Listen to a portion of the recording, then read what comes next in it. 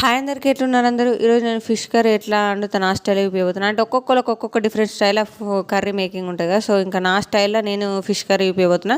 ఇంకా దానికోసం అయితే వెడల్పటి గంజి తీసుకోవాలి. ఎందుకంటే ఫిష్ కర్రీ ముక్కలు ముక్కలు కాకుండా ఉండాలంటే ఎప్పుడైనా ఫిష్ కర్రీకి వెడల్పటి గంజి తీసుకోవాలి.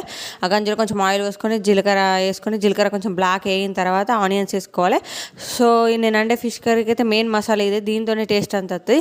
సో ఈ ఫ్రై చేసిన తర్వాత గ్రైండర్ పట్టి పెట్టుకోవాలి. ఆ గ్రైండర్ పట్టుకున్నాక అదే గంజిలో మళ్ళీ కొంచెం ఆయిల్ పోసుకొని కొన్ని మెంతులు జీలకర్ర వేసి అవి ఫ్రై అయిన తర్వాత ఎల్లిగడ్డ ఉల్లిగడ్డ అన్నీ వేసుకొని అవి ఫ్రై అయిన తర్వాత మనం దంచి పెట్టుకున్న మసాలా ఉంటుంది కదా అది వేయాలి. సో అవి కొంచెం ఆయిల్ సపరేట్ అవుతున్నప్పుడు కారపొడి ఉప్పు మసాలా పసుపు అన్నీ వేసుకొని ఆ ఫ్రై అయిన తర్వాత చింతపులుసు పోసుకోవాలి.